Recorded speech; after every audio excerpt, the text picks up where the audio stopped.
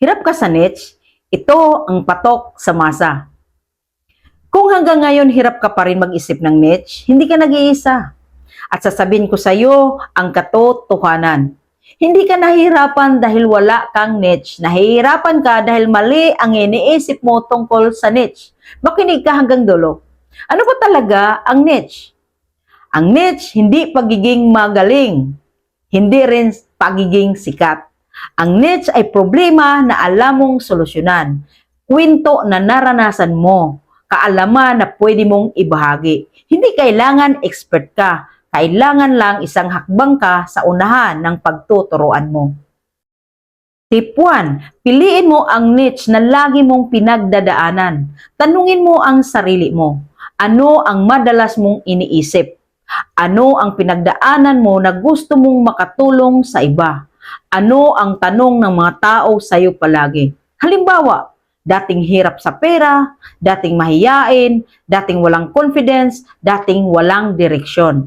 Ang masa gusto nila ay ako rin yan. Tip 2, ang patok sa masa ay simple, hindi complicated. Hindi patok sa masa ang puro technical. Ang patok sa masa ay motivation, real life experience, practical tips, buhay araw-araw. Kaya ang patok na niche sa masa ay self-improvement, pira at diskarte sa buhay, confidence at mindset, trabaho, negosyo at online income, real talk sa buhay. Tandaan mo, mas gusto ng masa ang totoo kaysa perpekto. Tip 3, huwag kang matatakot na maulit-ulit. Paulit-ulit na yan Oo, pero hindi paulit-ulit sa audience. Hindi lahat na panood ang una mong video. Hindi lahat online kahapon. Hindi lahat pareho ng pinagdadaanan. Kaya okay lang ulitin, basta iba-iba ang angle. Ang tip 4, ito ang mga niche na laging may nanonood. Kung gusto mo ng patok sa masa, ito ang subok na. Number 1, motivation and real talk. Number 2, life lesson mula sa experience.